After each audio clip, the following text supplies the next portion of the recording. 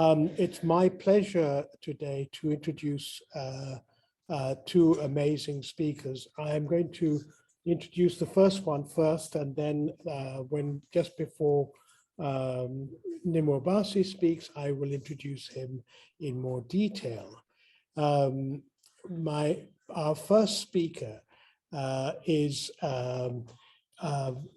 Monjane, who is the author of this amazing book that we published recently, We Rise for Our Land, Land Struggles and Repression in Southern Africa, which is available from the Daraja Press website. Boa is based at the Institute of Poverty, Land and Agrarian Studies at the University of Cape Town, South Africa, as a postdoctoral researcher, and is also a fellow of the International Research Group on Authoritarian and Counter Strategies of the Rosa Luxemburg Stiftung. He's also an associate fellow at the Center of African Studies at Witwatersrand University in Mozambique. Boa and I go back a long way, and he has been responsible for assisting us in the translation of some of our previous books, including one by Nnimmo Bassey, The Cooking of the Continent, which he will talk about a little later on. So with much warmth, Boa, welcome to this webinar, and the floor is yours. Thank you very much, Comrade Firoz. I want to thank you in the name of, as director of the Daraja Press and the co-organizers of this course. I think it's an amazing initiative. So congratulations for put this course together. As you were introducing me, I was thinking about this book you mentioned, which I still read today, of Nnimmo Bassey. I translated it 10 years ago, and it's still very important for us to understand processes of extraction and exploitation in the continent. And I think you guys are going to enjoy an amazing conversation with Nnimmo Bassey. Mine is going to be very simple, I guess. I won't be theoretical, but I basically want to talk about the centrality of land in people's struggles historically and today, and the role of agrarian movements in confronting or resisting agrarian capitalism, or as I call agrarian neoliberalism. And then I hope to have a moment to exchange ideas with you if questions.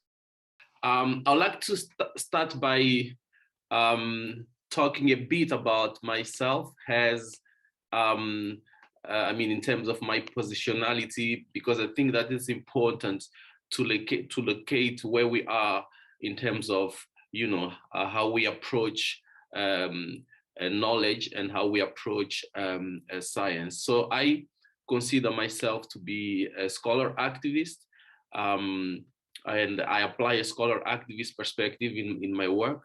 And according to June Boras, a scholar activist is someone who explicitly aims not only to interpret the world in an academic way, but also to change it, and who is connected to a political project or a movement oriented towards social justice.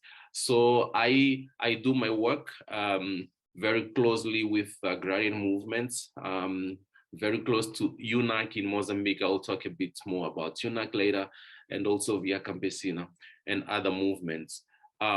So a scholar activist, which is also connected to participatory action research, is actually a rigorous academic work that aims to change the world, right? Or committed activist work that is informed by rigorous academic research, which is explicitly and unapologetically connected to political projects or movements. This is a beautiful definition by June Boras.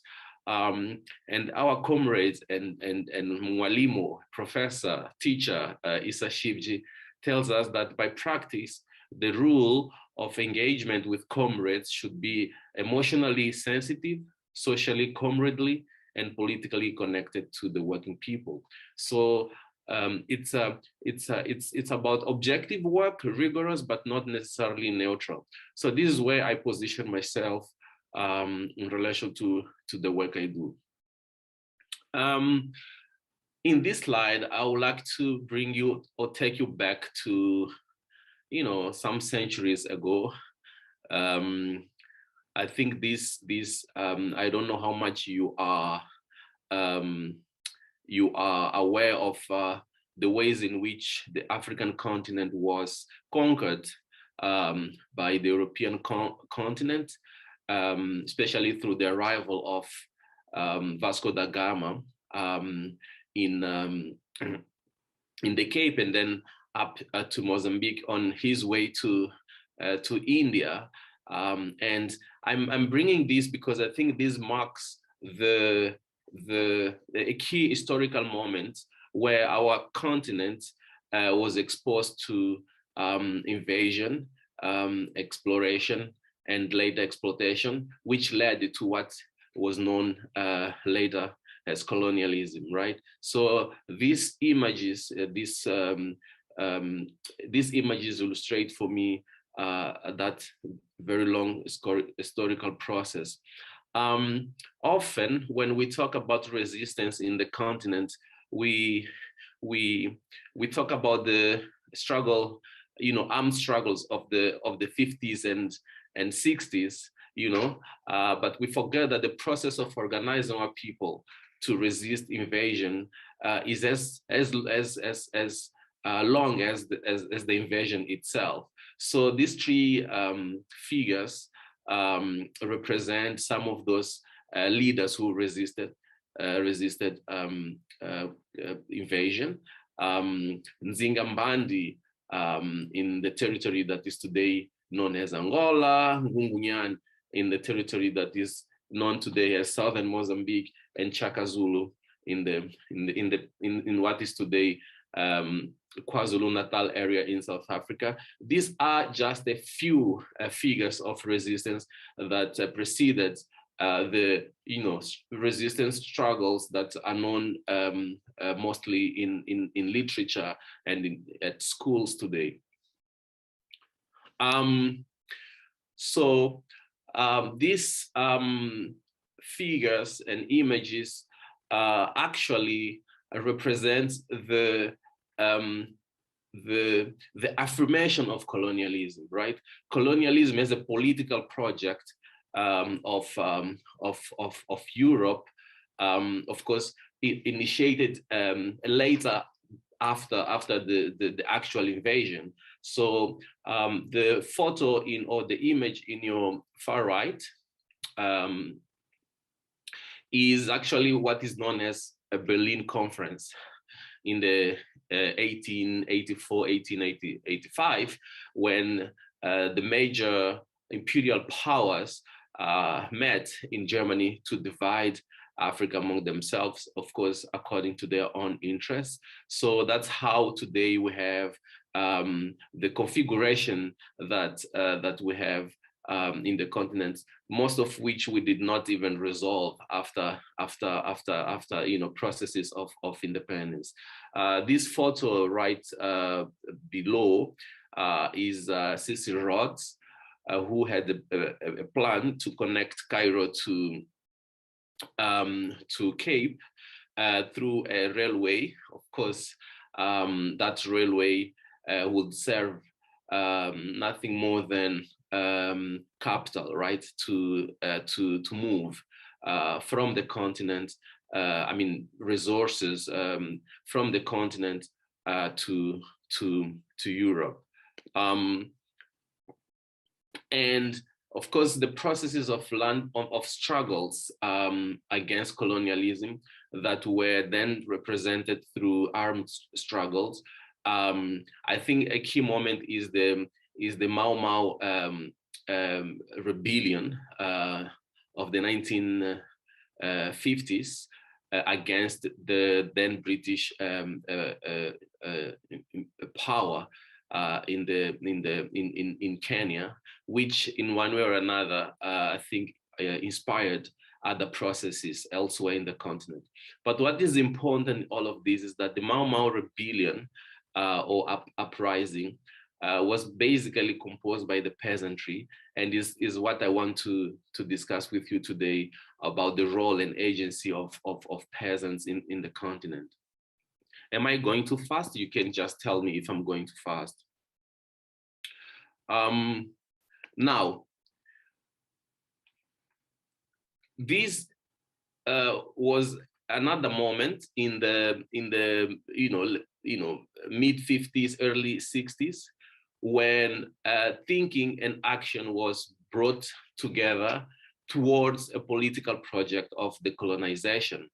And I think these two books, one from Frantz Fanon and other from Amilcar Cabral, are very key and powerful resources for study to understand the ways in which thinking was very important in informing, politically and ideologically the struggles against colonialism.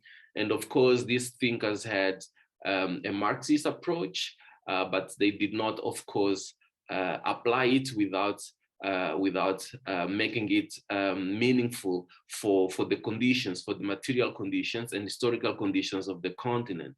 So, authors such as Kwame Nkrumah would, for instance, disagree with Lenin on the issue of, what is imperialism, what is colonialism, what's capitalism.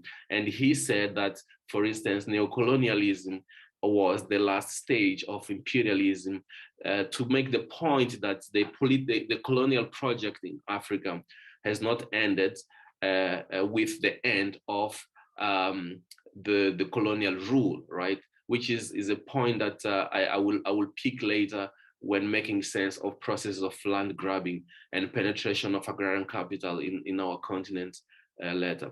But one of the most important things I would like to realize as well here is the role of peasants, of the peasantries. These thinkers believed that in Africa, not only workers, but the peasantry had a political agency, and they could constitute an important force in the process of liberation. So they did not downplay the political potential of the peasantry. And in fact, in most countries in the continent, including my own country, Mozambique, without mobilizing the countryside and without mobilizing the peasantry, the war against Portugal would have not been, would have been much more harder. So it was important to mobilize the peasantry and, of course, bring into that struggle ideology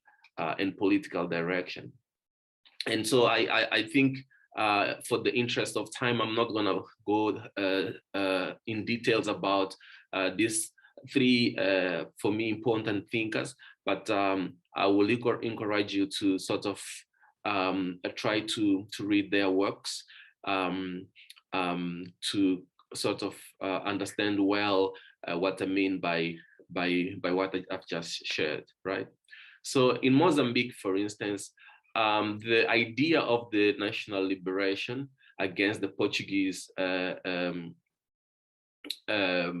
colonialism was actually the idea that we need to liberate not only people, not only men or people, but also the land, because the land was seen as an important central component in people's liberation. You cannot liberate yourself if your land is still under the control of imperialism and colonialism. So the idea was to mobilize workers and peasants to liberate the people and the land.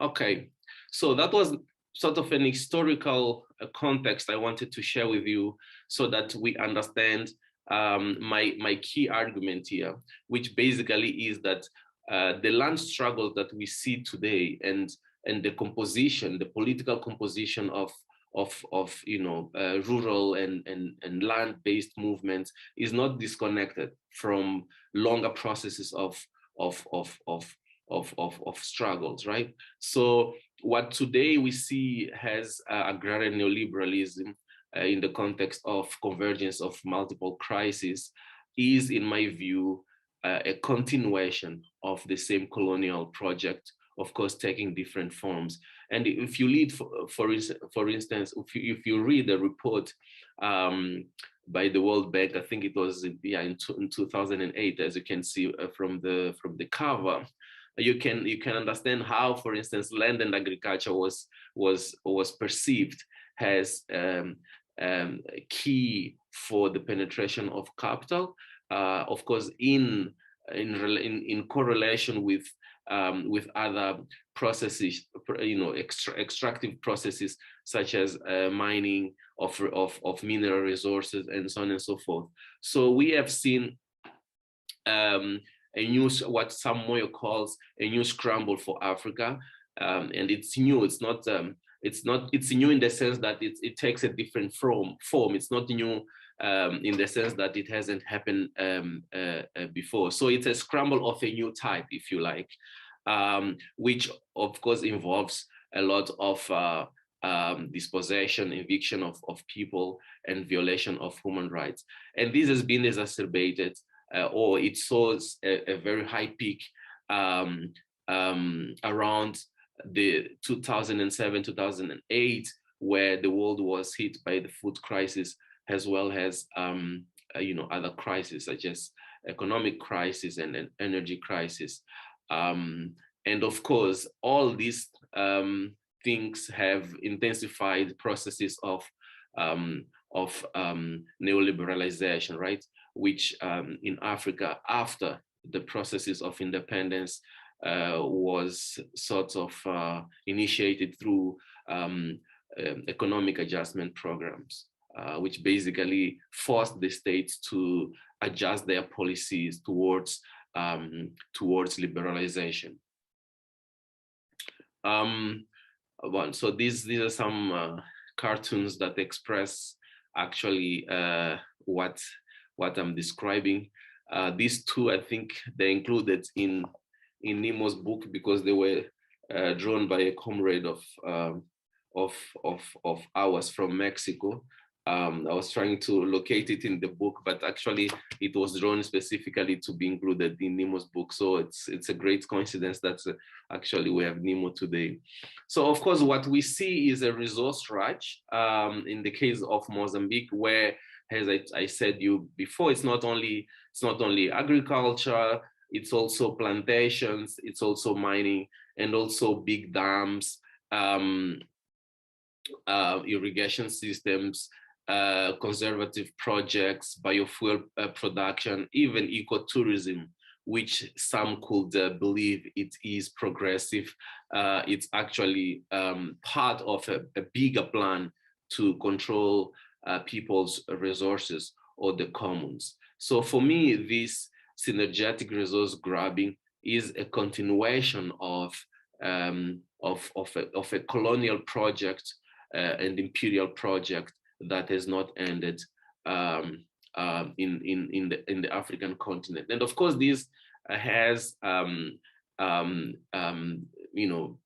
variety of impacts from social to economic to environmental, cultural, demographic, and so on and so forth. It leads to expulsion of people from their lands and from their territories. It facilitates land concentration, and it intensifies the crisis of social reproduction, which is gendered, right? And I mean, there are many other consequences, but I will show you in a bit the agrarian structure of a country such as Mozambique, so that you understand the impacts of this development in real in people's life, in terms of livelihoods, and also belonging. But I try to understand all of this. I try to understand rural agency and land struggles by studying South Africa, Mozambique, and Zimbabwe, precisely because they have different political context and a bit of differences in their historical background, to have a more comprehensive understanding of how land struggles look like today. And I've been looking at the land reform program of the 2000s in Zimbabwe, and currently debate about the need to expropriate land from white farmers in South Africa, and of course Mozambique. What is happening currently in terms of the penetration of agrarian capital, and I will talk about specifically a program and a capitalist agrarian program, which is Pro Savannah, of which I will of course share later. And I also I've been focusing on three specific agrarian movements: in Mozambique, UNAC; in Zimbabwe, ZIMSOF; and in South Africa, the Food Sovereignty Campaign. And I chose these movements, or rather these movements chose me. I used to say that as well, because they are also involved in what I call cosmopolitan kind of perspective, because they also part of the transnational agrarian movement, which is La Via Campesina, right? This is a map of Southern Africa for those who have no idea. I mean, I also have difficulties in visualizing places, especially if I haven't been to those areas. And these are the sites that I've been looking at in the last 6-7 years.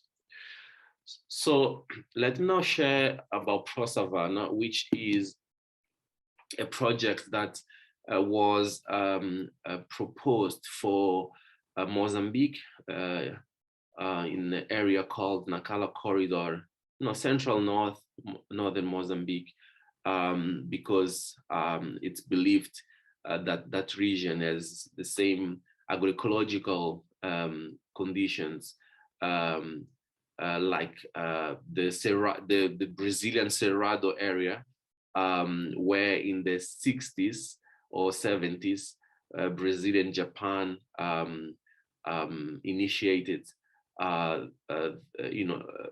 production at a large scale of soybeans.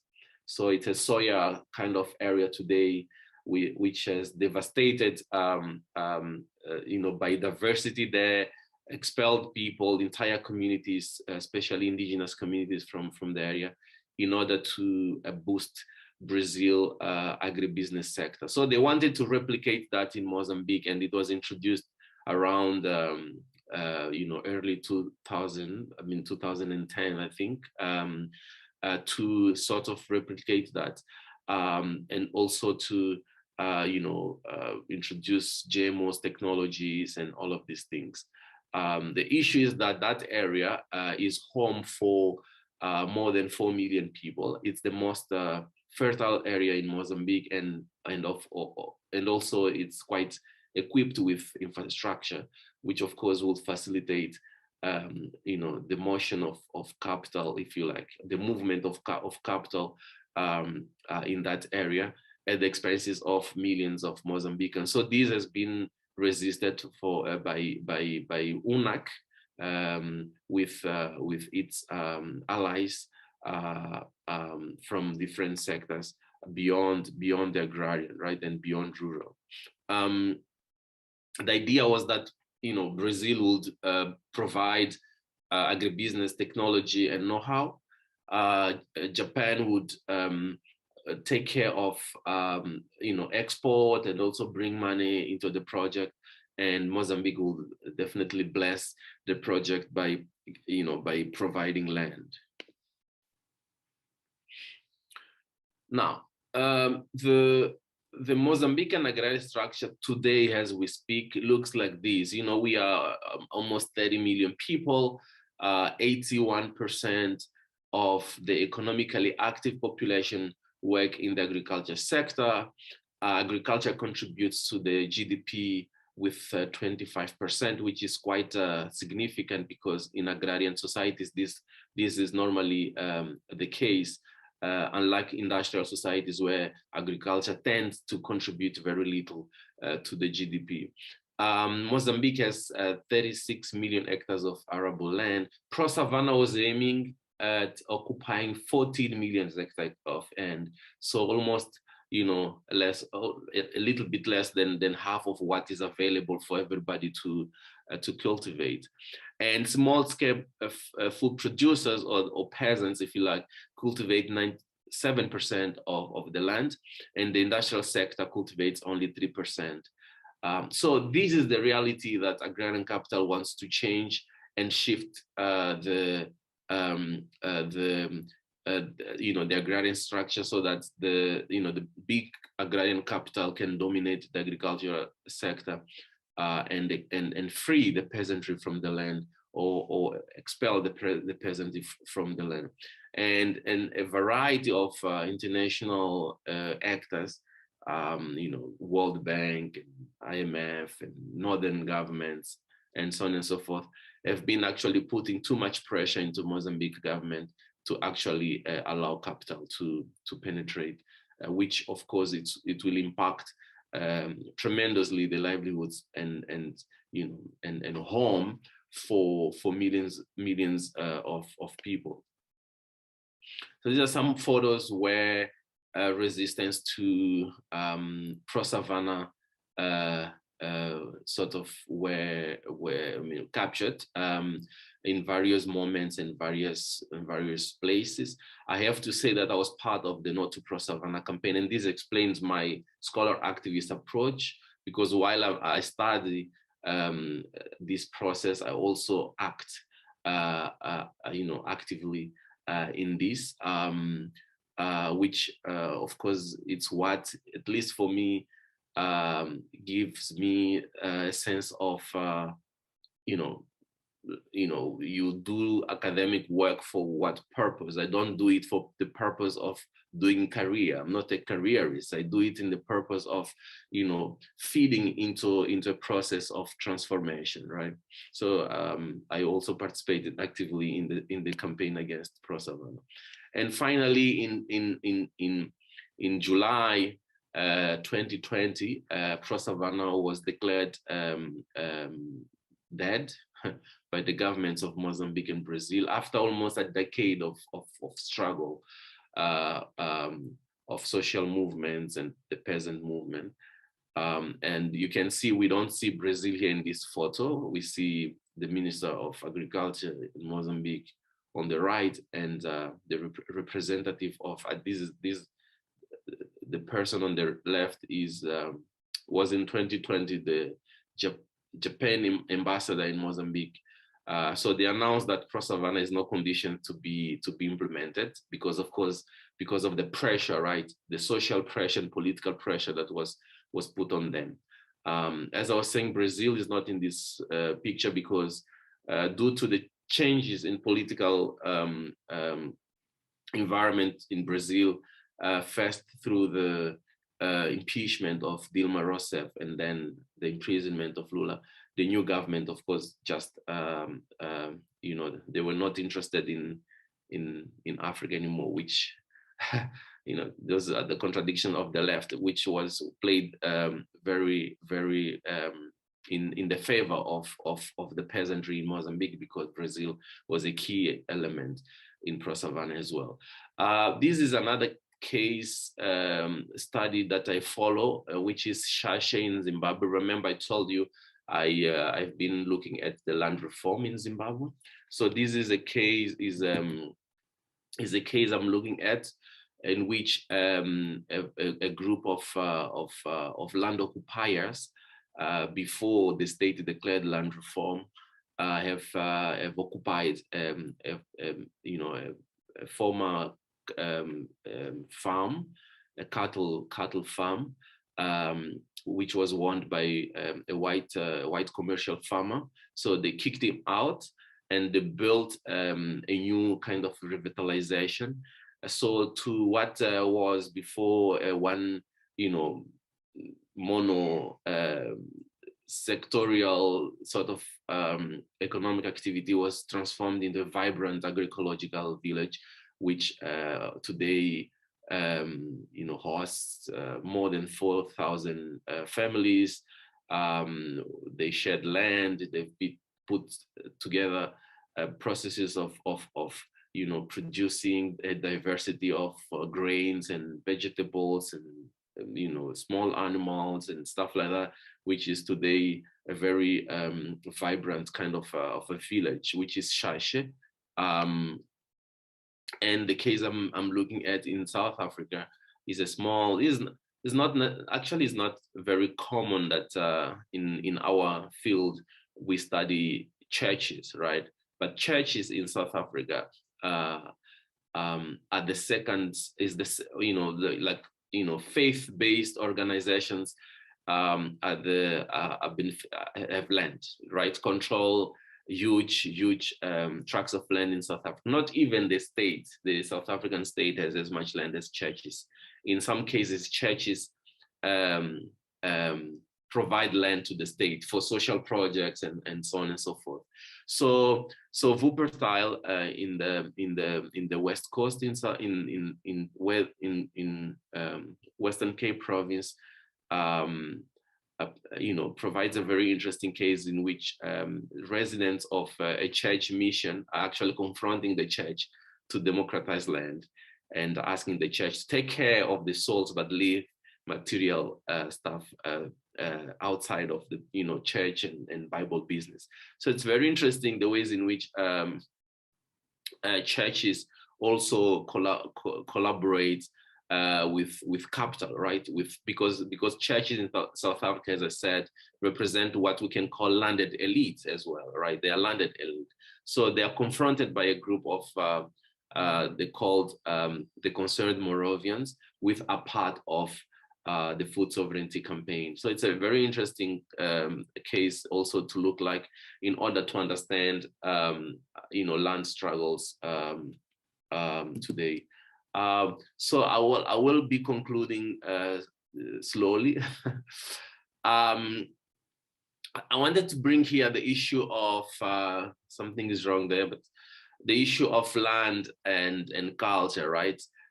Because as I argue, land is not only a matter of productive sort of factor. It's also it means much more than that for people. And when people struggle for land, it's not only to have a piece of of land to grow cassava or maize. It's much more than that. So I think we need to understand the role of ancestry there. Also, the issue of land and property. I don't know how this sounds like in English, but in Portuguese, there is a difference between posse and propriedade. So people have no idea of having land as private property, because how can you have land which was given by nature as a private property? So when people talk about ownership and tenure and stuff like that, they're not talking about property in terms of private property as we understand it in the Western conception of it. So that's very important as well. And of course, one of the things that triggers rural organizing and land struggles is actually threats to reverse land reforms that were acquired or were won through processes of independence, as is in the case of Mozambique. And as I try to argue, land is very connected. Land struggles are very connected to the long process of liberation. They are not, as we see today in most of the literature, something of neoliberalism, right? It's a longer process, right? Of the struggle for liberation, for dignity, for self-determination, which of course it has been abandoned by the so-called post-colonial states, right? Because they constitute what we can call the elite today and build alliance with international or global capital, and they have abandoned the struggle for liberation. But those struggles were not stopped. They continue in forms of land struggles today, as I argue. And to make some some concluding remarks, and then maybe allow some minutes for discussion. I wanted to, emphasize that I see land as a key and central element in agrarian movement struggles, and having wider meanings and values other than its productive or farming features. That rural struggles are continuation of liberation struggles, an agenda that has been abandoned by the post-colonial government. Also, that current rural struggles are intimately linked to past processes of resistance, and here most of my colleagues disagree, but I have realized that most of militant popular struggles and experiences of emancipatory alternatives today can be found in the countryside or are related to land, right? And in most cases, rural and agrarian movements are more progressive than their counterparts in their urban counterparts. This includes trade unions, and in fact, I find that trade unions have a lot of obsolete elements that are not even relevant today. But this is also another claim which raises a lot of contestation, and I'm prepared to pick that fight. And of course, that the diversity in terms of culture, knowledge, history, and political preferences that characterize this movement has been used as an authentic ecology of knowledges, and that there is the claim of a peasant identity, which is a big segment of the working people, not peasant as in sort of Marxist term, but peasant as and I think in Spanish the concept is much more interesting because it's campesino, right? Which encompasses much more than a class identification. And I think I will leave it there, and thanks for listening to me. There are a few comments I'd like to make first, and there are also some questions that are coming up. I mean, I think the important points you make are that the importance of seeing land not only as a productive resource, but as a source of history, of culture, of meaning for people. The importance of the distinction between private property and the commons, and what colonialism has done is to appropriate the commons. I think it's wonderful that you emphasize the victory that was achieved against the Brazilian, Japanese, and the Mozambican government, because I think the point you make about the continuity of colonialism is an important one. But I'm surprised you didn't mention in more detail the collusion of our neo-colonial governments. The Brazils, the Japanese, the Americans, the British, the Europeans could not do what they are doing today without the collusion of our own governments. And I think that's something that you need to, emphasize much more. I think the final point you make about the importance of seeing the campesinos as the heart of small farmer movements.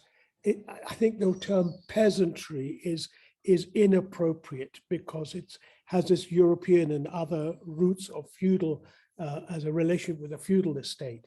And I think Ishtar Shivji's point is that we must consider these as working people, not merely as peasants. And so I think those are some of the comments that I would raised. Yeah. There are a number of questions that have come up.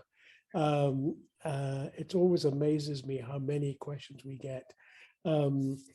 First of all, thank you for the heartening case of victory of the Pro-Savannah project. How do you think this was won, which is often not the case? To what extent are farmers organized as cooperatives? Say more about the philosophy behind the question of land. You said it should not be privatized. Is this a legacy of traditional African thinking? And could you also tell us about the significance of Cabral's thoughts in today's peasant struggles? In your PowerPoint, you said that they are taking away our land, our food, and overall home. Who are they? What do you mean by the word they? Is there any national and even transnational agency or land reform revolution in your country, in Southern Africa and in the African continent as a whole? Is land struggle the base for Pan-Africanism? And finally, what are the new difficulties faced with climate change? Over to you, Bo. Yes, I was trying to take notes because I did not see the chat myself. I was listening to you, and I was also trying to see if I can respond all of these questions in 5 minutes because I really need to rush to the airport. Yes, okay. I agree with you, Firozi, that we tend to sort of exclude, right, the role of the state and the local bourgeoisie in our analysis, which I think should be more exposed. But I think that we should be very careful in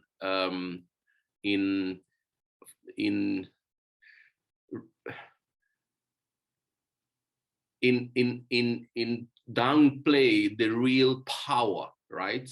The real power of transnational corporations and of global capital in our countries, because without them, even our own bourgeoisie and elite will not reproduce themselves. They depend on the international capital. So for me, that's the real power that I think we have to confront. And if we defeat that, well, I'm not talking as an activist, but if movements defeat, the corporate power, then automatically I think that you also defeat the local bourgeoisie. So I think focusing on the local sort of governments and post-colonial governments without looking at the power structure globally would be an analytical mistake, as I understand.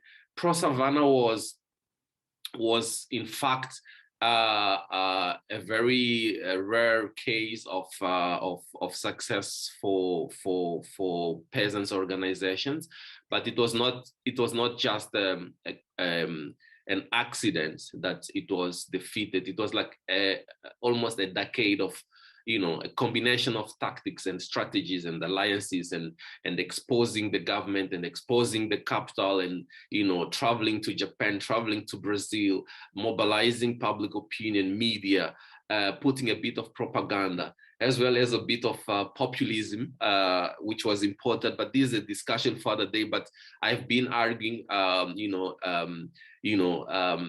building on June Boras, that agrarian movements can also adopt some progressive populism in confronting right-wing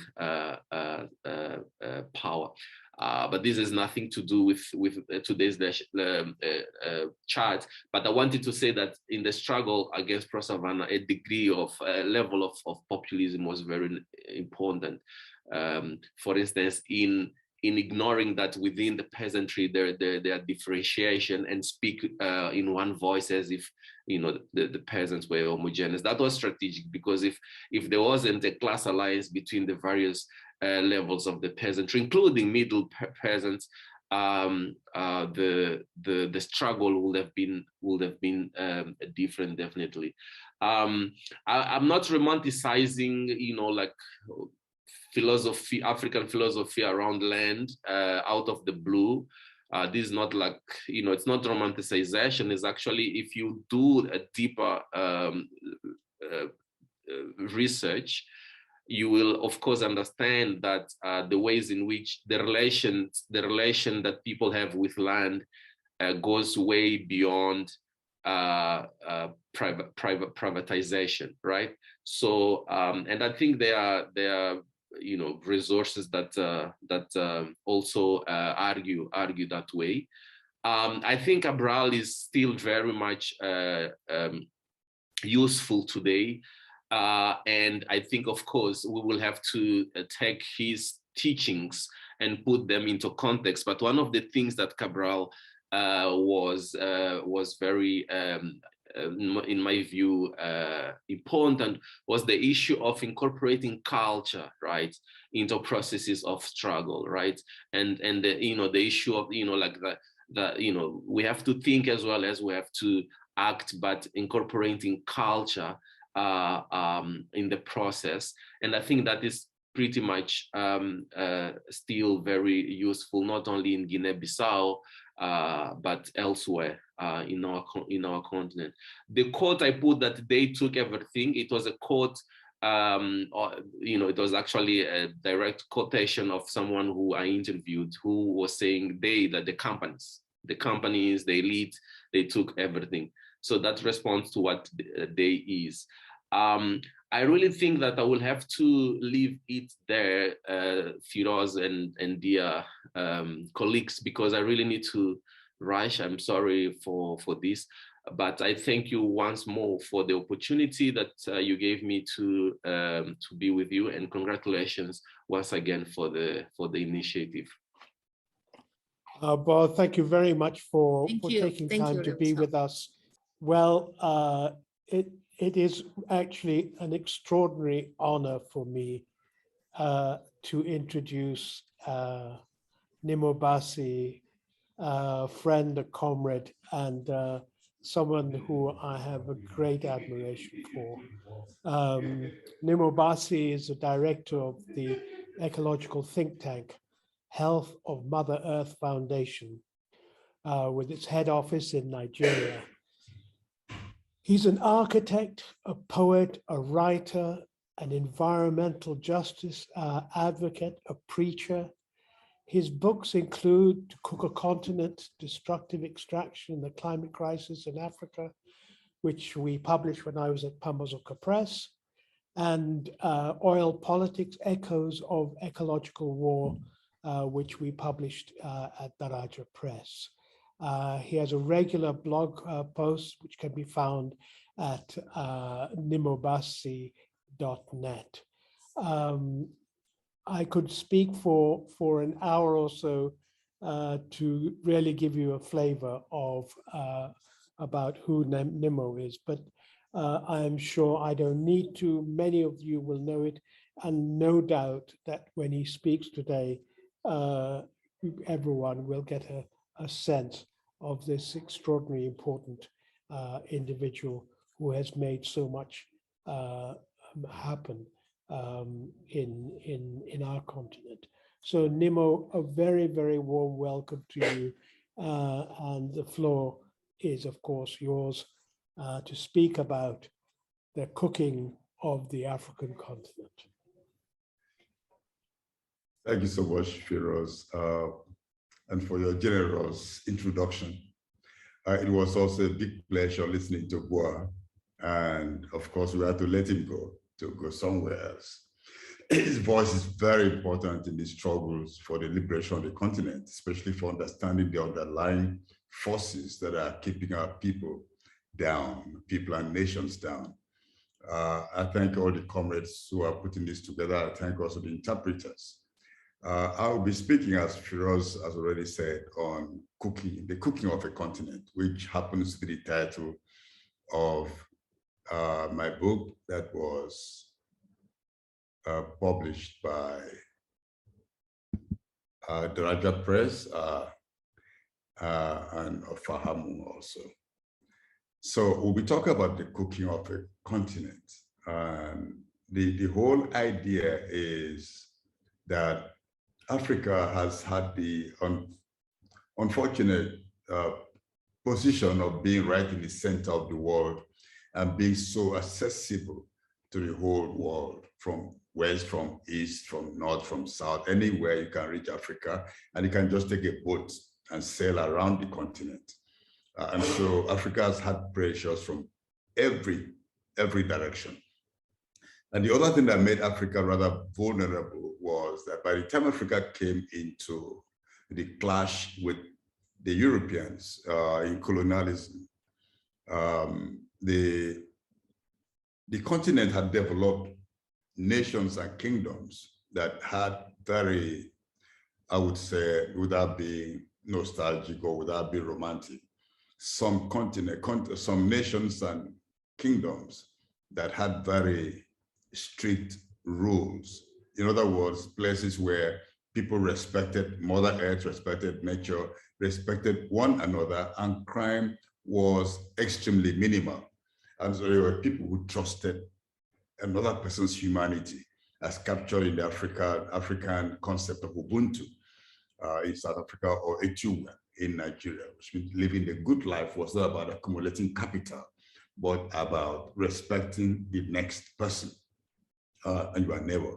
So in this presentation, I'm going to be speaking a lot about the exploitation of the continent in the context of climate change, which is what we deal with a lot in Health of Mother Foundation, which is what also brought me into contact with many other comrades across the continent and in other regions. Now to go forward, we just look briefly at a short history of human-induced climate change. Now, we all know what climate change, we don't need to define it. It's about a long-term alteration in Earth's climate and weather patterns. It's not a thing that just suddenly creeps up with anybody, something that's been built up over the years because of human dependence on fossil fuels. You know, humans have depended so much on fossil fuels over the last 200 plus years, but we always think that we cannot do without fossil fuels, or that there was no life before fossil fuels, or that there will be no life after fossil fuels. But this is the frailty of human imagination that we need to challenge at every turn. There's been so much research showing that human activity is what is driving global warming. But those who are actually behind this horror have spent also a lot of resources pushing the counter narrative that there's no climate emergency. Right now, the world, there's more or less a large part of the population in the world have agreed, scientists, politicians, industry, they've agreed that human activity is driving global warming. But then the problem is, how do we solve this problem? How is this problem to be tackled? Who is going to do what? And who would do, what would people do? And we've seen over the years very dramatic changes in the way countries take up, they'll show their understanding of the problem and their readiness to tackle the problem. Right from at the time we had the Kyoto Protocol in the 1990s, the Kyoto Protocol in the United Nations Framework Convention on Climate Change. And in that protocol, and especially up to 2009, the Conference of Parties that took place at Copenhagen. Before then, before Copenhagen, the idea was that climate action must be predicated or based on the principle, the justice principle of common but differentiated responsibilities. That meant that those who did more to create the problem should do more to solve the problem. Those who do less and are still doing little or nothing to create the climate problem should do something, but not to the same measure as those who have benefited from destructive activities. So that is generally called the common but differentiated responsibilities. But from Copenhagen, that principle required that industrialized nations should carry out emission reduction at a verifiable level and as a binding requirement. In other words, it wasn't voluntary. They just had to do it. But from Copenhagen, which was COP15, Conference of Parties number 15, the new idea of voluntary actions came into play. And then in Paris, this was concretized as almost like a creed for the whole world. And so those who have created the problem and those who are just victims are all put on at the same level to volunteer, to make pledges about what they're going to do, action they're going to take. And we see this as extremely unjust and of course not capable of solving the problem. Because before the last Conference of Parties of Climate Change Negotiation, which took place in Glasgow in 2021, the United Nations Environment Programme did an analysis of the pledges, which is called nationally determined contributions, which we'll discuss further on today in this conversation. When they checked the aggregation of what nations said they were going to do, it was found that the temperature targets of 1.5 as a lower level and below 2 degrees as the upper level would all be exceeded if nations do what they said they were going to do. They will be talking about 3 degrees Celsius. And right now we're seeing incredibly high temperatures in parts of the world, across the world, that if we have a regime of more than 3 degrees, more than 2 degrees, we're going to have really catastrophic global warming. And that is something we should all that's something that should guide negotiations and discussions about what is being done. And Africa is most vulnerable because Africa experiences about 50% more temperature increase on the average compared to other regions. So talking about 1.5 as a lower limit for temperature increase above pre-industrial level actually means we are permitting temperatures above 2 degrees for Africa, which will be absolute disaster.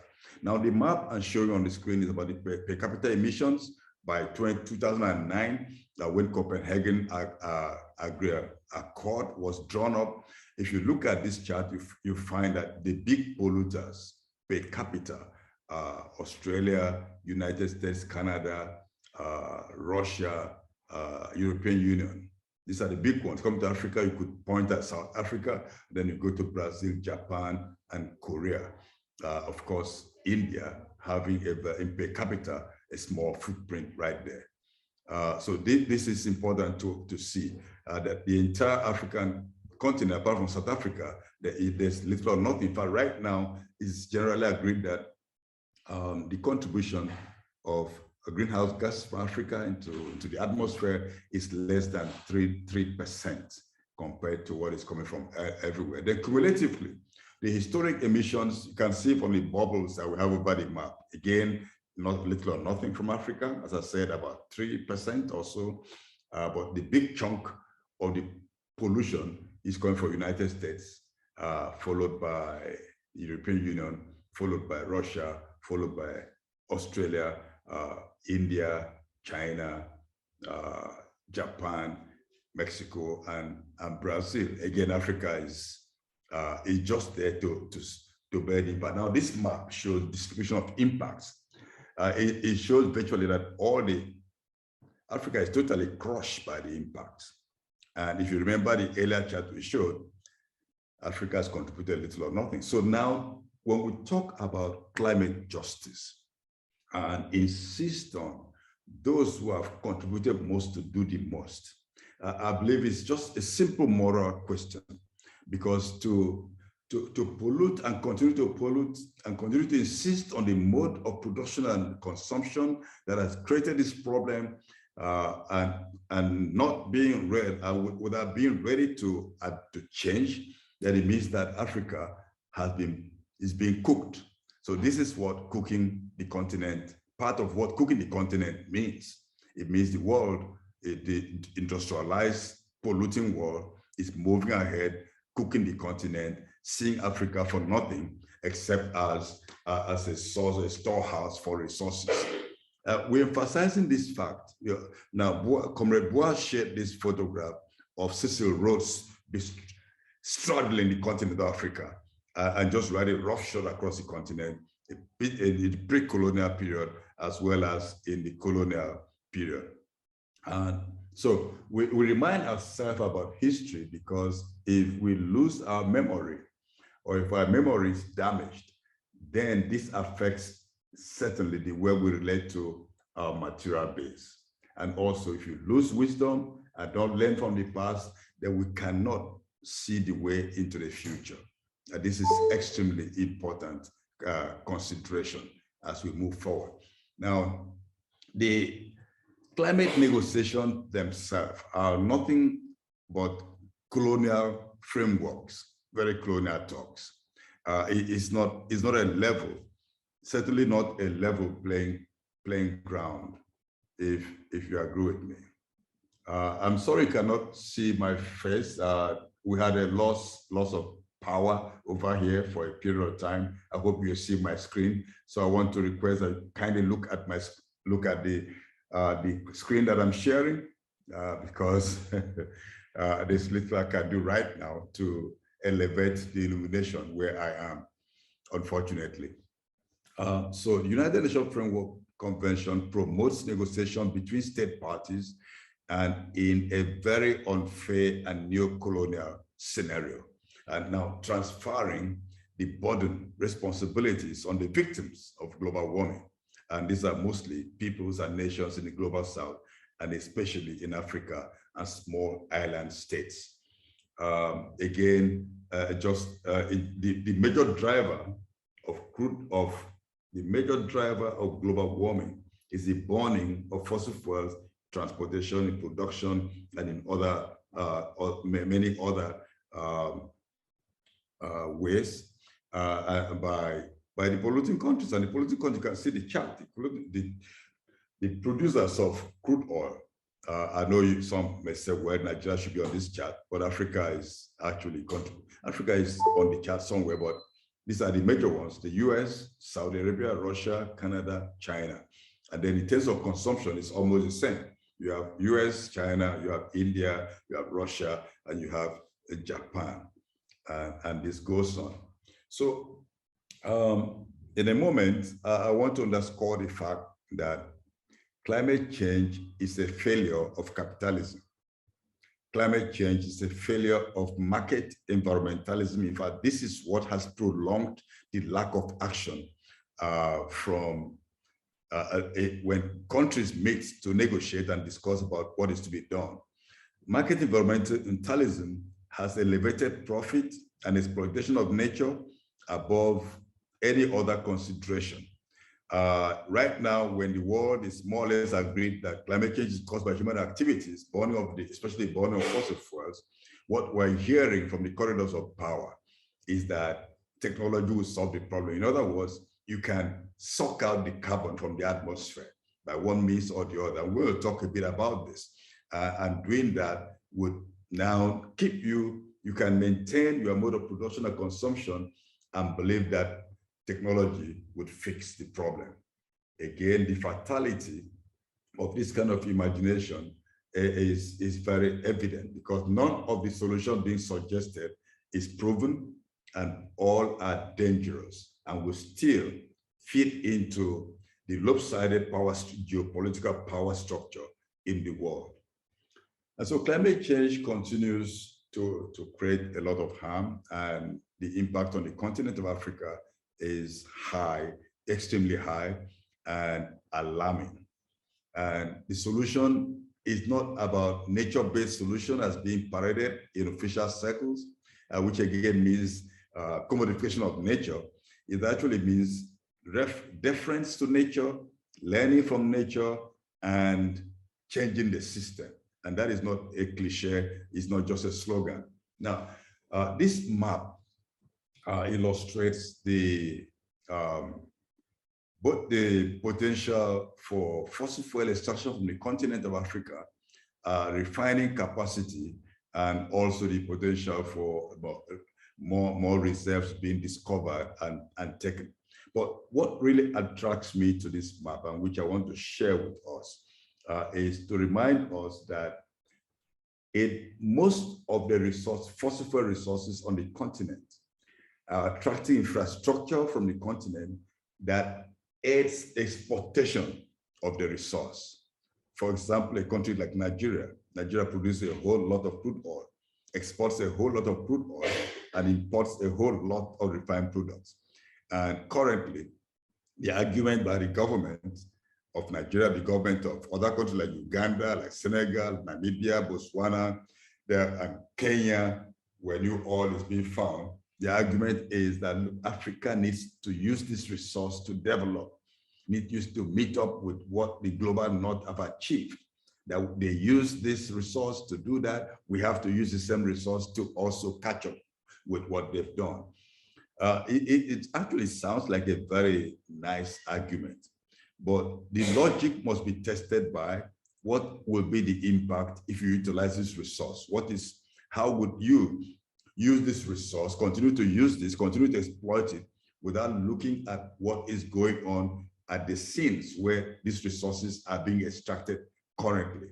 Let me state here that using Nigeria as an example, every oil well or every gas rig is a crime scene because of the massive ecological destruction that is accompanying the extraction of this resource.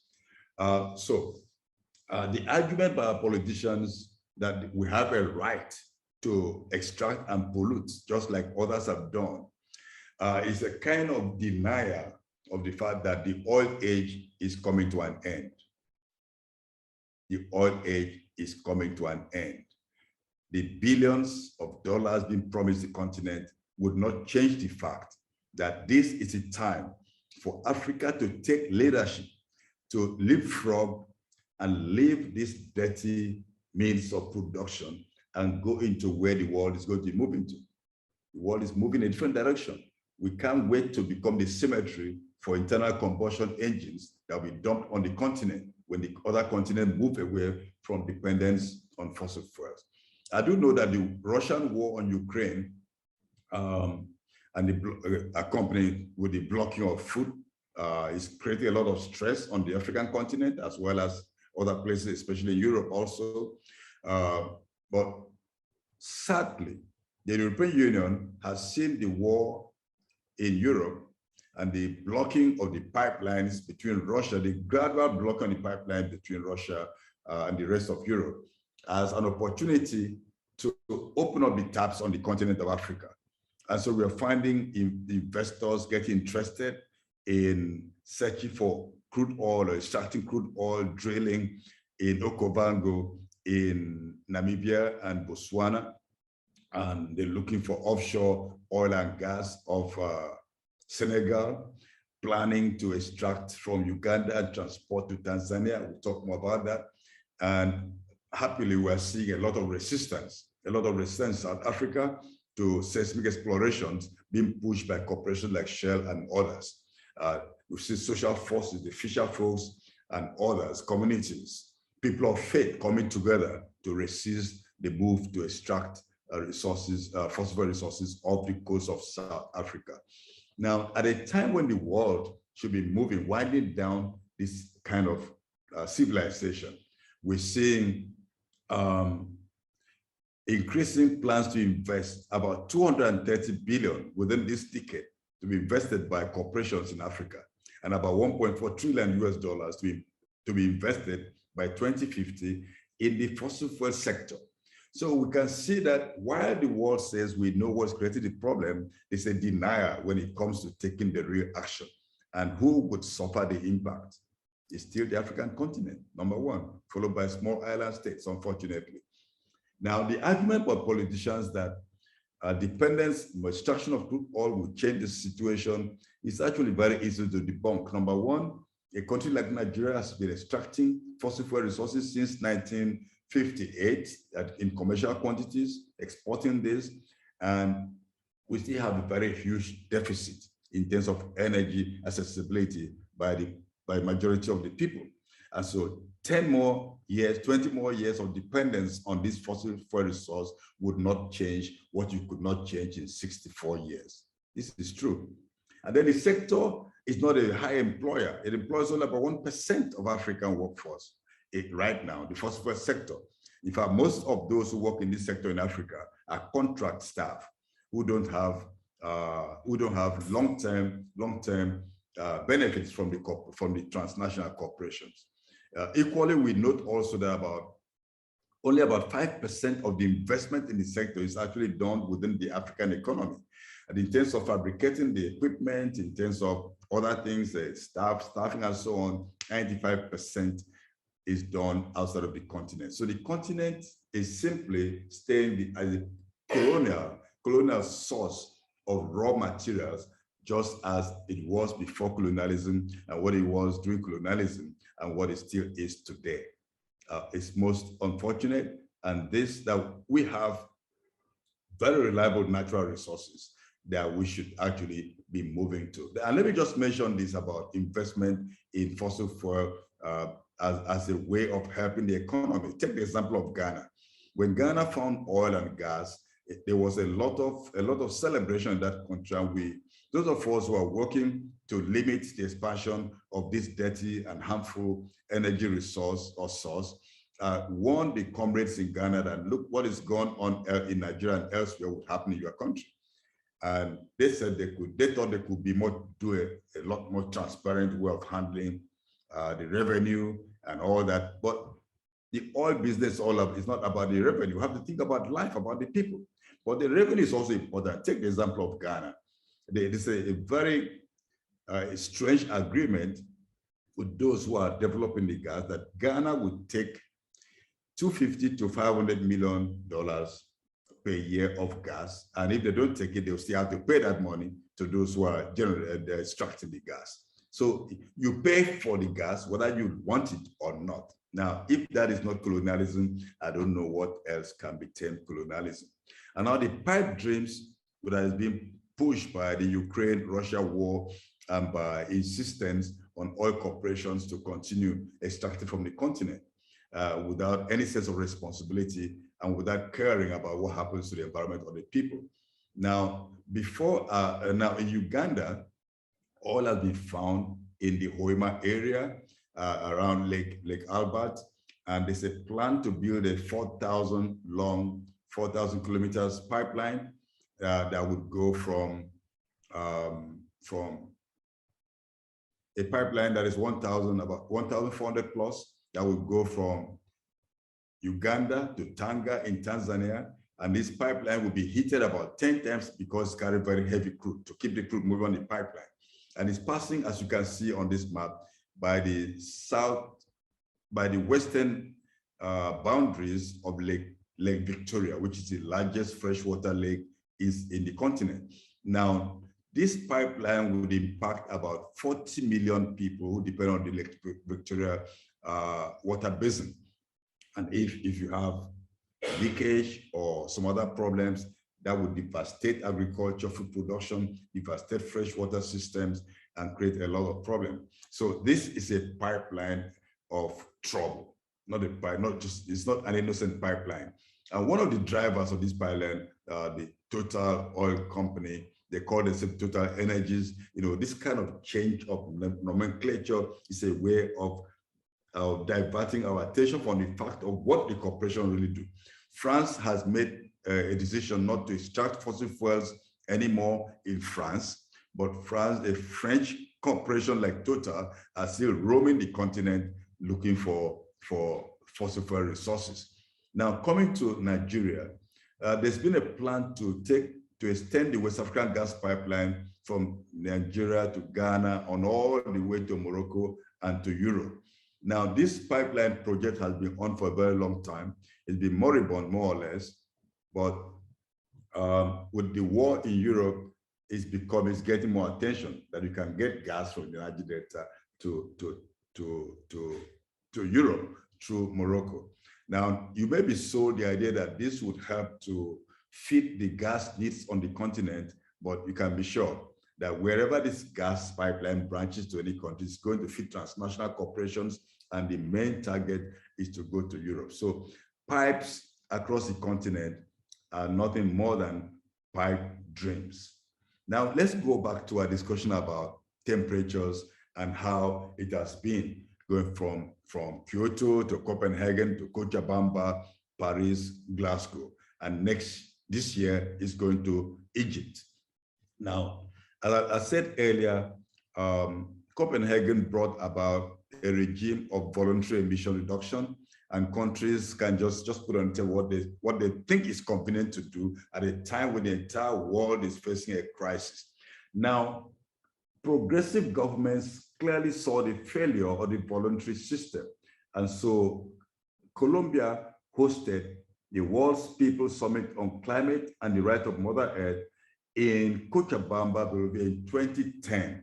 Now, that meeting clearly, over just about 2 days, brought about a very clear decision showing that you don't need to have climate discussions every year, and every year you are being more retrogressive rather than being progressive. Now, the Cochabamba output was the Declaration of the Rights of Mother Earth, which requires real action and requires the payment of a climate debt to nations that have been exploited and that are bearing the impact of global warming. In other words, if the agreement in Cochabamba were used by African negotiators and others in the global south to demand reparation from climate harms, from exploitation without accountability and responsibility, which Nkrumah termed the worst form of imperialism. If a climate debt is paid, we would not need to be talking about a climate finance regime within the United Nations Framework Convention on Climate Change, which the nations are playing games with. There was an agreement in Copenhagen that $10 billion we're given every year up to 2020, when that we ramped up to $100 billion.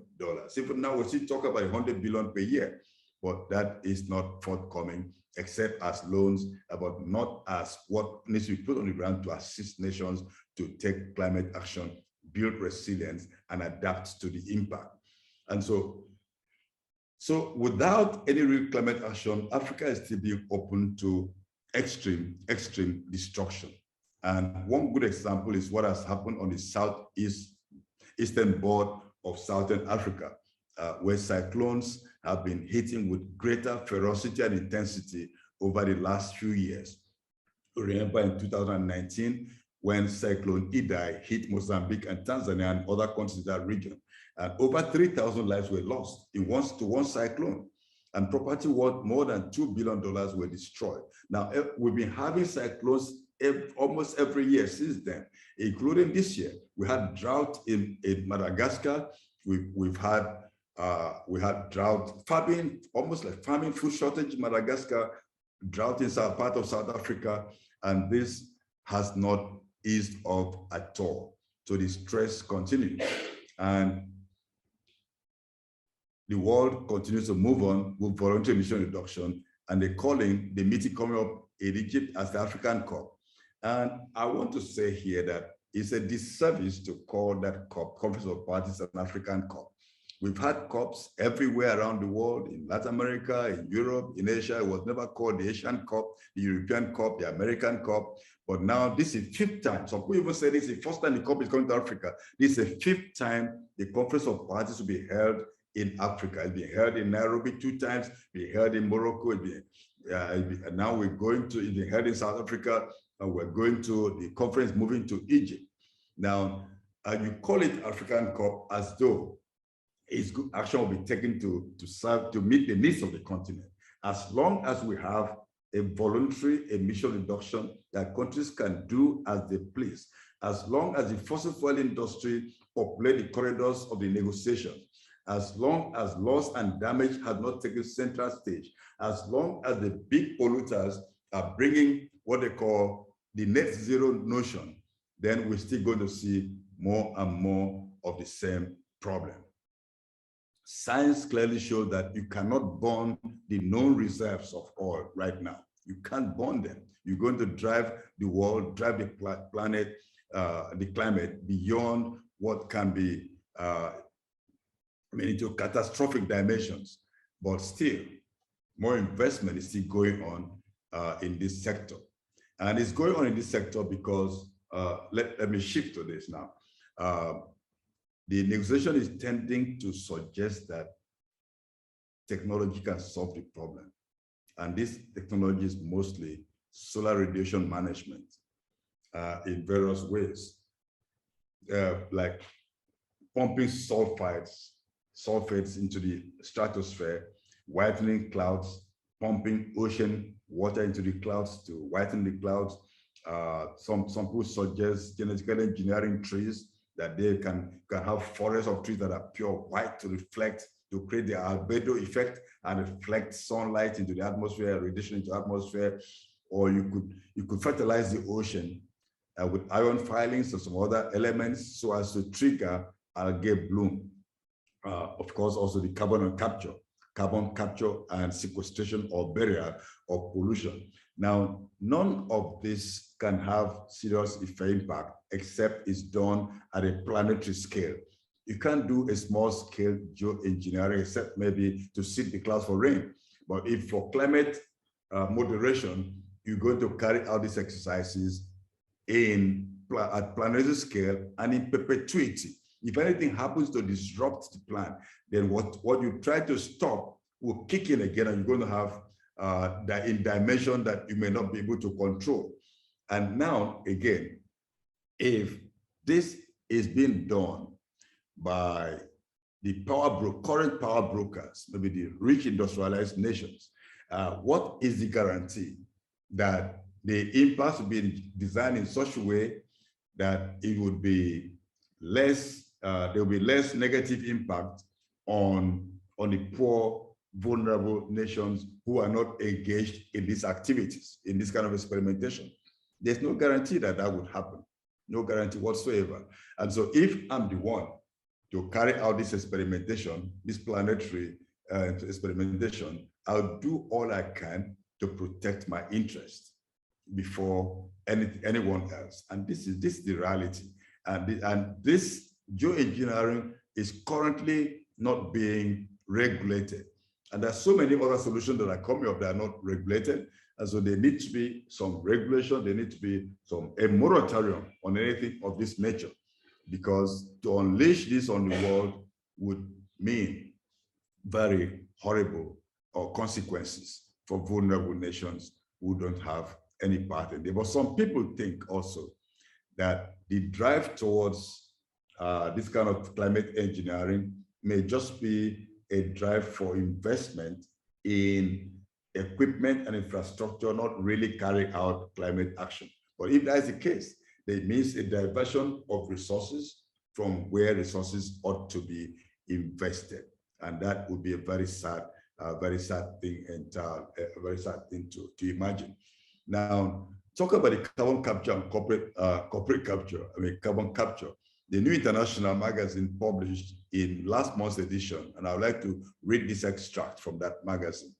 It says, carbon capture diverts subsidies from renewables to unproven technologies. The promise of carbon capture and storage is good at making money. In the last decade, over $7 billion was lavished on it. $7 billion was lavished on it in the United States, while Shell and ExxonMobil last year bagged $2.4 billion in subsidies for a project in Rotterdam, Netherlands. It's an excellent distraction from the need to phase out fossil fuel. The magazine, New International, has captured this so well, and we can't afford this kind of distraction because climate impact is hitting everyone around the world. And now, the same magazine further talked about, it looked at the false premises of this kind of cover-up that is being proposed, like the net zero. Now, net zero, think about the net zero. I believe participants know about net zero. Net zero is about countries making promises that by a certain year, they're going to achieve carbon neutrality. In other words, they would not stop polluting, but they're going to find ways of offsetting the pollution. For example, a company in Brazil, or let's say a company in Europe, will continue polluting the atmosphere, releasing greenhouse gases that is causing global warming, and then show that maybe they go to buy a chunk of the forest in Congo, and they can show that the trees in that forest will absorb the equivalent amount of the pollution they are generating in Europe, and therefore nobody should worry about it. But the fact is that you cannot use arithmetic or mathematics to solve this climate problem. No one can tell us that trees will live forever. Trees have lifespans. Eventually they die, decay, and release the carbon that they've stored. And net zero doesn't, it locks in the present mode of production and consumption and transportation, and does not really stop climate people pumping more greenhouse gases into the atmosphere. Secondly, I mean, this is why at the last conference of parties, many nations were so glad to just make pledges. The European Union said they will achieve net zero by 2050. India said they will achieve net zero by 2070. Nigeria said they will attain net zero by 2050. The US made their own pledges.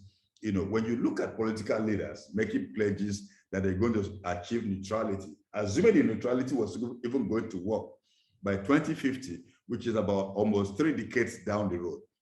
Now, what would be the situation of the world between now and then? What would be the impact of the slow action or no action on generations yet unborn? You can see the short-sightedness of politicians who are looking only about how to sell stories, not action, and then push the burden on young people who will be the adults of tomorrow, and put the burden on the young people to try to clear the mess rather than doing something today that would actually help to solve the problem. And so you have other solutions like the reducing emission from deforestation of reducing emission from deforestation and forest degradation, the REDD+, which means you pay and you pollute. Almost the same thing as net zero, just that net zero is not immediately tied to cash, but REDD is tied to, so I pay you money, preserve the carbon, keep the carbon, or absorb the carbon, I keep on doing my own thing, carry on polluting. So carbon capture and all these notions of false solutions can be termed corporate capture. They are not climate actions at all. And so we come back to what the issue is. The issue is justice. Is justice. Is justice.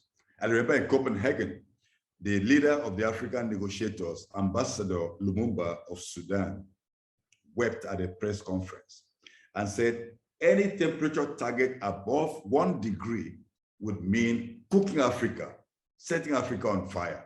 And today we're celebrating 1.5 degrees in the Paris Agreement, which does not even mean 1.5 degrees for Africa. It means more than 2 degrees for Africa. The Paris Agreement is something that should be totally renegotiated, overturned, and we should go back to legally binding emission requirement on polluting countries to stop polluting at a level that is measurable and that, according to science, the voluntary system has failed, even as those who are proposing it do know. The carbon budget that is remaining cannot be taken care of by voluntary emissions cut. And if anything, those who are polluting least like Africa should have the scope to take action at a more gradual pace than those who have polluted, who have taken up the carbon budget over the centuries. And so the just transition that we talk about must have justice in it. Somebody said that transition is inevitable, but justice in that transition is something that we have to work for, we have to fight for. So when activists say system change, it's not just a slogan, it's something that needs to be done. We need to change the capitalist system, how we produce things, how we consume things, and the culture of waste and built-in obsolescence. That means you buy a phone today, you have to replace it next year because a new model is coming up. We have to control even the advertisement levels that pushes the world into overconsumption. We have to move into green and renewable energy that is just. Right now in Africa, we have situation, for example, there's a big solar field in Morocco that is built, that has its own challenges of land grab and of denial of sovereignty of the people of Western Sahara. We have a big wind farm in northern Kenya, the Turkana region, near Lake Turkana, that is creating land struggles and land problems. So whether we're going to green, whatever form of green energy that is desirable, there must be justice in terms of land. If you're extracting the resource to build this equipment, whether from Congo or from wherever, there must also be justice to those who own the land, who live in the territory that these resources are being extracted from. So what must we do? It's time to mobilize more than ever before. The Conference of Parties come up in Morocco, in Cairo, in Egypt, should be a moment for movements in Africa, movements around the world, the youth movement, Fridays for the Futures, Extreme Rebellion, Friends of the Earth International, Oil Watch International, African Climate Justice Group, the Alliance for Food Sovereignty in Africa. We must bring all the movements together. This is not a time for professional environmentalists to say we are the ones holding the banner. No, everyone has to come together. And this means the farmers be involved, the fishers be involved, and we're working with fisher folks in the Fishnet Alliance because fishers are the ones first impacted by sea level rise, by salinization of water, by coastal erosion, and by denial of access to fishing grounds because of extraction of other fossil fuels or other minerals in our water bodies. And this is being done under the beautiful name of blue economy. Blue economy sounds beautiful. Green economy sounds beautiful, but we're not talking about colors. We're talking about human lives. And Africa must defend her territory against the notions that allows corporate exploitation and political exploitation. I was pleasantly surprised recently when we were trying to talk about bringing together activists in West Africa in a climate justice movement, and we saw that there are some hunters who are fighting for climate action. And initially I was shocked, but then I learned a lesson that if the biodiversity is decimated and destroyed, a hunter's business would also die off. So hunters have interest to maintain access to biodiversity, to protect biodiversity. This is what fortress conservation does not quite do. But that really shows that climate change is a matter that needs all movements. It needs gender activists, political activists, economic activists. We need to free the world from all forms of domination and exploitation. Free the world from neoliberalism, corporate globalization, neocolonialism, militarism, which is one key way of weakening resilience. Imagine a destruction of Libya, of Iran, a bit of Iraq, and now Ukraine, and all the violent conflict going on in the Sahel, which could also be partially traced to global warming. We need to fight against all this. We need to stand up against the blatant impunity of fossil fuel extraction in our water bodies. I mentioned at the beginning, Africa is surrounded by water bodies, and anybody can come from any direction to grab what should be used on the continent and for the benefit of humanity, of the whole world, in respecting other creatures on the planet.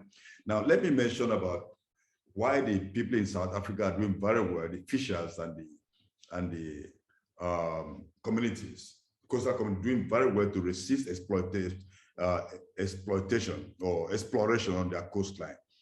Now, a lot of crimes are going on in the ocean that people don't easily see. Now, off the coast of Nigeria, the Niger Delta of Nigeria, there's a field called Ororo 1. There was an oil gas rig that exploded in April 2020. And there's been a fire burning there, both fire and oil spill has been going on as we speak, more than 2 years, nonstop. An oil well blowout that has been going on with burning, fire in the ocean, spills in the ocean for 2 years, pumping greenhouse gases into the atmosphere, to everybody's detriment. Now, I'll just say this quickly. When you hear about oil spills, sometimes you think that, well, it's happening somewhere else, not affecting us. But if a fish is poisoned by an oil spill in West Africa, that fish can easily get to Angola. You can go to the United States, and anybody can eat that fish anywhere in the world. And so we have an interest to protect our the commons, because we are all connected. There are no partitions in the oceans. There's no partition in the atmosphere. We all have one planet, and we should stand together. Now, I've been reading one book called The Enclave of Exception, and it's very interesting. I find it very interesting. And it talks about the clash, the coming together of infrastructure and resource extraction. This is clearly what has been happening even in the pre-colonial and colonial period. The infrastructure in Africa are all coming from resource locations, going to the periphery, going to the shorelines and out of the continent. So where the continent remains underserved by resources, elsewhere, people elsewhere benefit more. And this major of infrastructure resource extraction has opened a new way of transnational capital to operate within national economies, and a very disturbing way. And the Chinese incursion into Africa is a very good example of this measure of infrastructure and resource extraction, because the Chinese are offering infrastructure in exchange, mostly in exchange for resource extraction in a way that is only slightly different from what we saw in the colonial period. And now also the Chinese and others working the same model are developing more of what is called free trade zones. Now, free trade zones are not zones for free trade. They're enclaves for exploitation, because these zones, they appear to be located in countries, but they're actually outside of the countries. They have tax holidays, they don't pay levies, they can bring in an amount of labor they want from elsewhere. And so they just are they are encroaching, or they are grabbing the territories and making them places of serious exploitation. And I think this is one definition of these enclaves of exception. Example is the Lekki Free Trade Zone in Lagos, where the biggest refinery on the continent is being built by someone, a businessman who is often referred to as the richest man in Africa. The free zone is being built primarily with Chinese investment. And building the biggest refinery at a time when fossil fuels should be winding down is a challenge for us to imagine why is this being done, and also what prospect does this have, and how would this benefit, how would this integrate into local economies around, when buying things from here will be almost the same as importing from elsewhere.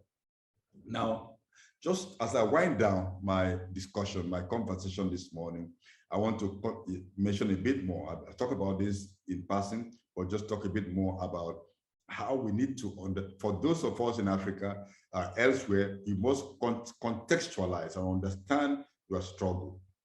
One ECOP here talks about the East African crude oil pipeline that is coming from Uganda to Tanzania, the Okavango, which is a UNESCO heritage zone in Namibia and Botswana, and Recon Africa, a Canadian company, is doing all they can to drill for crude oil in that place and put over 200,000 citizens at risk. We have the Niger Delta, which is extremely one of the 10 topmost polluted places on earth, from where the Niger Delta Morocco pipeline is about to start off to head to Europe. Now, we in our context, see these examples, where there are many other examples, we need to identify and realize what first line communities are struggling and what they are going through and why they need to be supported to ensure that they're not displaced, because displacement has impact physically, psychologically, spiritually, culturally, and displacement can ruin a people. Destruction of the people's livelihood and culture should be taken as something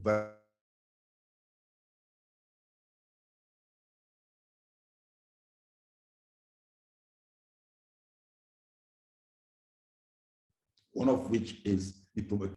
And this is where the majority farmers in Africa engage in agroecology. And if you support the people who feed the people who actually hold the power, then it will be possible to stop the destruction that we are experiencing across the continent.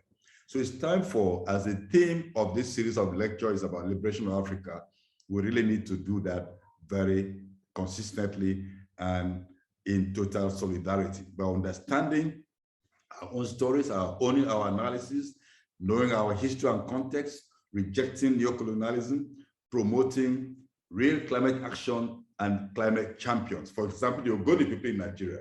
Since 1993, the Ogoni people have kept crude oil in the ground. This is real carbon capture and storage. You don't need to bring it then to capture it. You need to leave it in the ground where it should stay. And then, of course, we have to, all of us, insist that cooking the continent is not a solution. We need to liberate our continent, and we need to give nature and give our people the opportunity to thrive as they ought to thrive, and then we can all rebuild a world that has been taken to the brink. Firoz, this is where I would pause. I hope there are a few moments for conversation. Thank you for giving me the space to share my thoughts. We have some questions for Nnimmo. Could you see also in the chat room? Maybe I will read it out. Congratulations, Mr. Bassey, for your splendid lecture. We hear very little of the African perspective. Do you think Africa can follow the path of development without fuel and energy? Or do you think Africa should take a different development path? And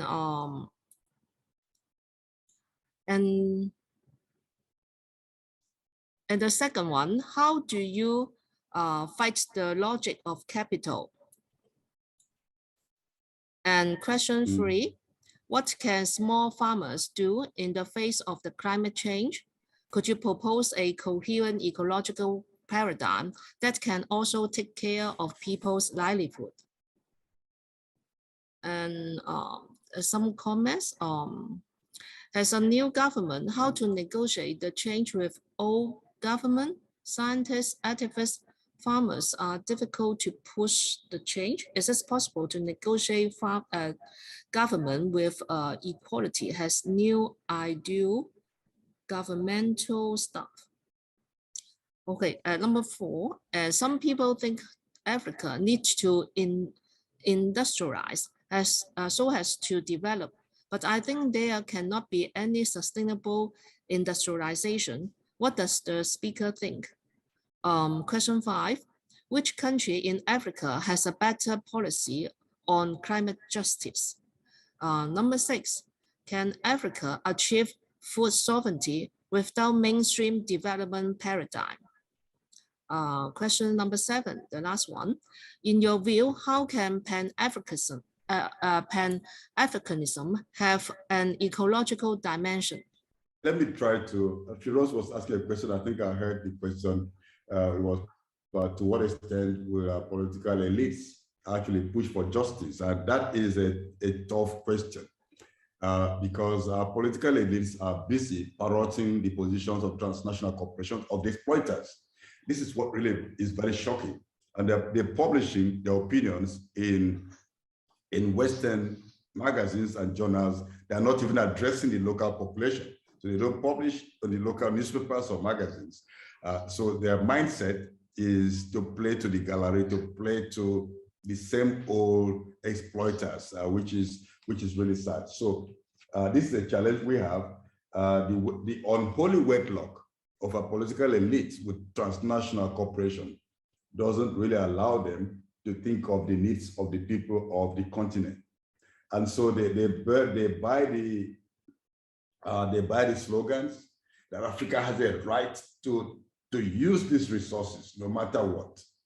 And the question is to what purpose and how are we using it over the past decades? There has to be a change. So the question whether Africa needs to use a different development path. I think that's a very important question. First of all, without being romantic, we need to define development. We have to redefine development in our own terms. Each context must define what they think is development. If the way you're moving forward keeps disconnecting you from your reality, from what means living well, from your philosophy of life, from your well-being, that cannot be development. We cannot disconnect ourselves from Mother Earth and think we're moving forward. So I believe Africa has opportunity now to actually lead the world in a different direction, and those who want to borrow from her can do so. We need to identify our own logic. And this is what some elders are doing in the continent already, discussing with young people and trying to identify what are the things that would help us see clearly into the future without forgetting the past and without forgetting about the knowledge, the store of knowledge that we have. Knowledge that is not defined by Western education, knowledge that the wisdom that is being held at the grassroots. So that could help us to develop to find a new mode of going forward and define exactly what is development. Development cannot be what was built by colonialism, because we're not going to colonize anybody. It's not likely going to colonize or take any set of people into slavery. So we need to look closely at what was done in the past and then decide where we want to go. Then another question was, I'm going to skip the difficult ones and take the simple ones, since the questions are so many. I mean, somebody asked what about the logic of capital. I didn't quite get that question, the logic. But we also need to realize, recently in Senegal, and I listened to a young sociologist who said that no nation, no country can be said to be poor.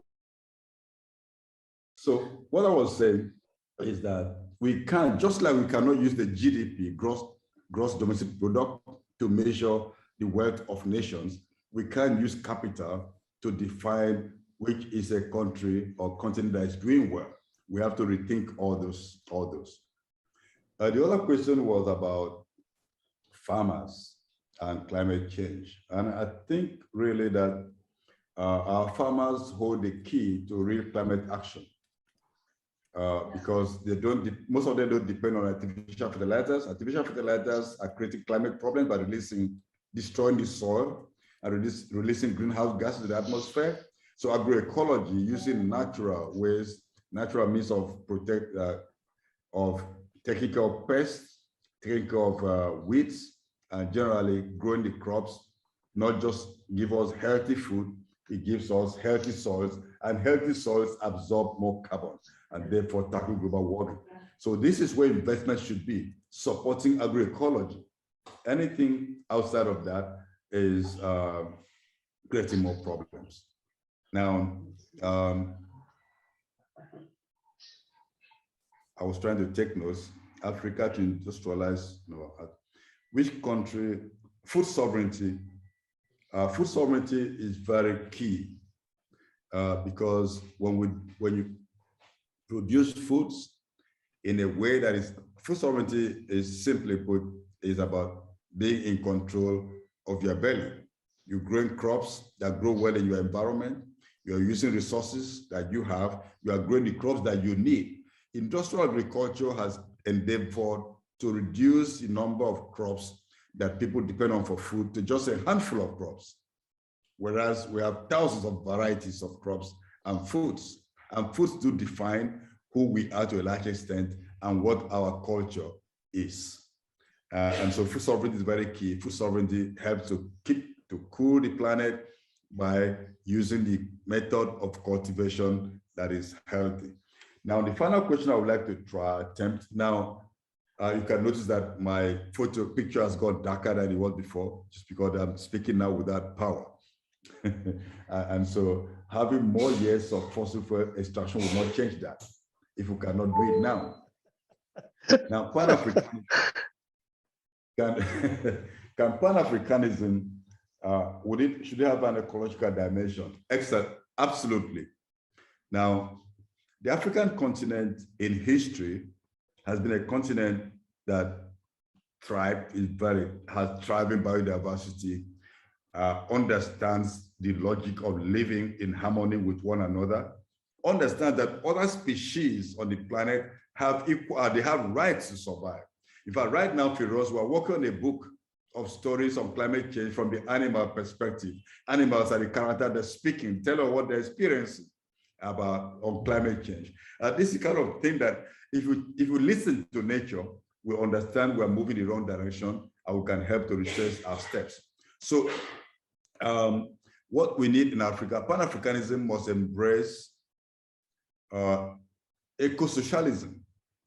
We have to come together to look at how to harmonize our living with nature, with one another, with other communities, knowing that we are not the only beings on planet Earth.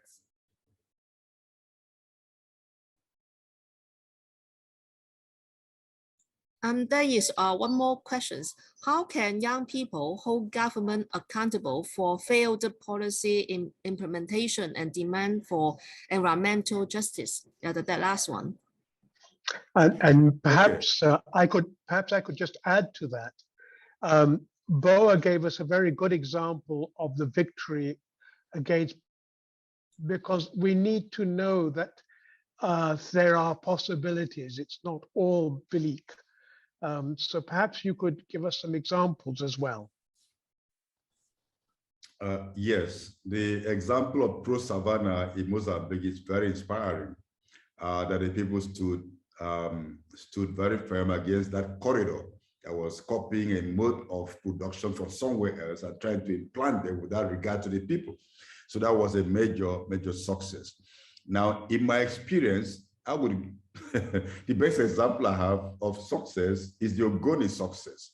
The Ogoni people campaigned non-violently.